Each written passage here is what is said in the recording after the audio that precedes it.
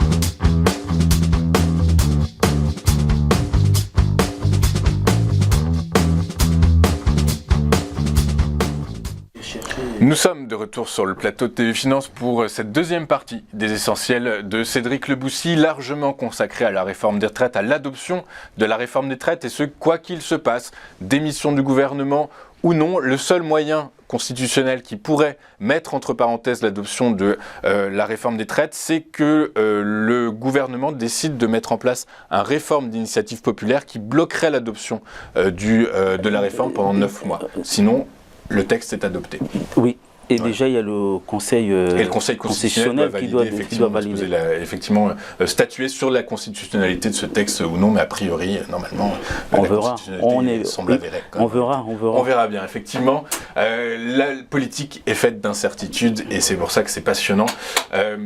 Cédric, est-ce que vous êtes d'accord sur, comme le dit Olivier Dussopt, est-ce que vous êtes d'accord pour dire que cette réforme des retraites est une réforme de gauche ? C'est très difficile parce que cette réforme, comme vous le savez, elle était vraiment vidée de sa substance. Au départ, Emmanuel Macron, lors des élections présidentielles, il proposait 65 ans. Quand on regarde les pays de l'OCDE, la moyenne, elle est à 64 ans et demi. Donc il y a des pays qui sont à 67 ans. Le fait d'avoir changé les 65, revenir à 64, le fait de ne pas avoir proposé une véritable réforme sur l'emploi des seniors. Pour moi, oui, on peut le dire, que c'est une réforme de gauche. Mais ça me dérange de dire que c'est une réforme de gauche. Pour moi, c'est ni une réforme de gauche, ni une réforme de droite. Comme je vous l'avais dit lors de notre dernière rencontre, c'est vrai. Ils ont modifié la réforme. C'est pas une réforme qu'ils font. Il fallait aller plus loin. Il fallait plus loin et surtout penser justement la pénibilité. La pénibilité, déjà, voilà, l'employabilité des seniors. Et puis, il y a une chose aussi qui est très, très importante, lui, Antoine. Concrètement, qu'est-ce que les gens ne sont pas, il me semble, que les gens ne sont pas contre la réforme.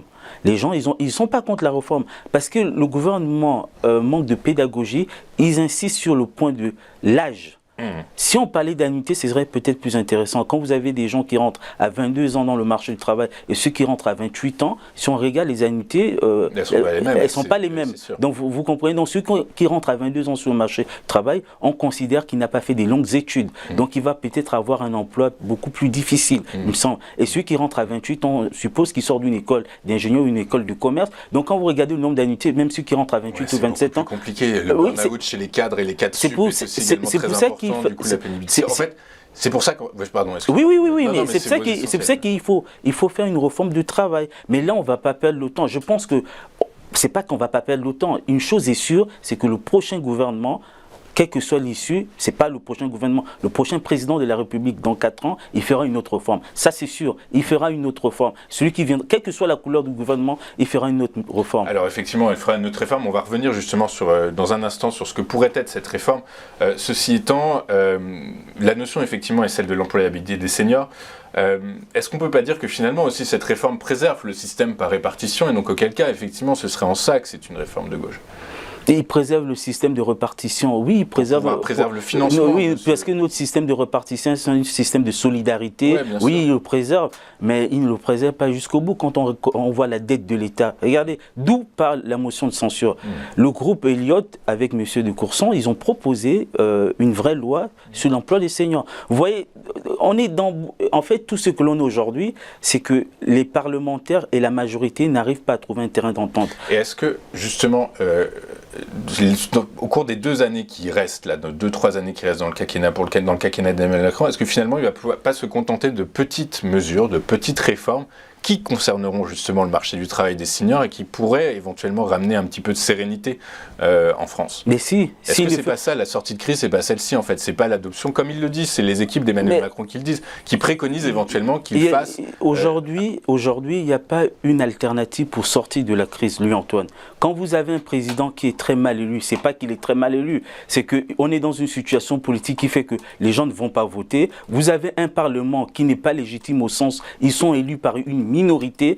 Vous aurez toujours dans la rue des gens qui diront on n'est pas d'accord parce qu'on n'entend pas ce que le gouvernement nous dit, les décisions qu'ils prennent, on ne les comprenne pas. C'est ça la réalité, lui Antoine. Lui Antoine, la réalité, elle est là. Donc, quel que soit Alpha, on sera toujours face à la même situation.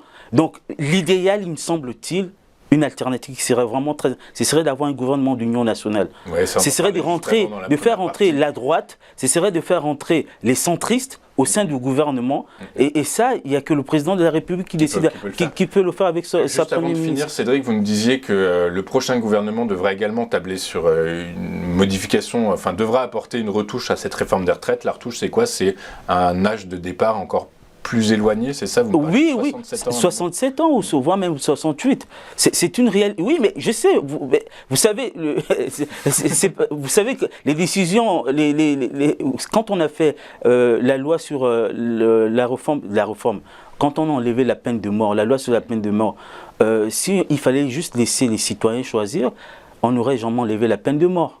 Enfin, travailler non, mais je vous donne, ça équivaut à travailler, oui, travailler, mais oui, et lui Antoine, travailler jusqu'à ce, oui, il faut très bien, faut bien vivre un peu, c'est ça, oui, très bien, le temps de vivre, oui, vous avez raison, le temps de vivre, mais les fonds publics, la dette de l'État, est-ce que vous voulez, est-ce que vous voulez qu'on se retrouve dans une situation où les retraités ne sont pas payés? Est-ce que vous voulez qu'on se retrouve dans une situation où on est obligé de réduire les pensions de retraite? Non, déjà, il y a des gens qui n'ont pas assez de pensions de retraite. Les pensions de retraite ne sont pas assez élevées. Donc, si vous vous amusez à dire Oui, on écoute, bon, on ne va pas faire de réforme, c'est très dangereux. Il y a beaucoup qui ont essayé de le faire avant. Je vous rappelle que le gouvernement de gauche, ils ont essayé de faire une réforme, ils sont passés, le gouvernement de droite a fait une réforme, la loi Touraine, on a essayé toujours de faire des réformes. Mais non, c'est vrai qu'il ne faut pas aller de façon brutale en disant, voilà, voilà. Et dans un monde qui, malgré tout, quoi qu'on en dise, est quand même de plus en plus individualiste, peut-être qu'une réforme plus individuelle, d'une certaine façon, qui s'attache plus aux particularités de chacun, aurait peut-être eu plus de sens. Et puis, deuxième chose, lui, Antoine, on réfléchit avec les logiciels du monde d'avant. Le monde du travail a changé. Et il continuera de changer. Là, quand on voit ChatGPT, voilà. Ce qui est un peu gênant quand on entend les gens dire, ça y est, le Rassemblement national, on prépare le terrain du Rassemblement national. D'ici 4 ans, il y a beaucoup de choses qui vont changer. Et d'ici 4 ans, ce n'est pas Emmanuel Macron qui sera candidat. Il y aura une autre personne avec un autre projet. Avec un autre projet. Écoutez, d'ici 4 ans, on a le temps de se revoir. De toute façon, vous nous réexpliquerez, vous nous donnerez également votre point de vue et on l'écoutera avec attention. Merci beaucoup Cédric. Merci lui. Cédric Leboussi, directeur de publication chez vuedailleurs.com et entrepreneur philanthrope. On marque une rapide courte page de publicité. On se retrouve juste après pour la suite et la fin de cette édition du 22 mars 2023. Tout de suite sur Téléfinance.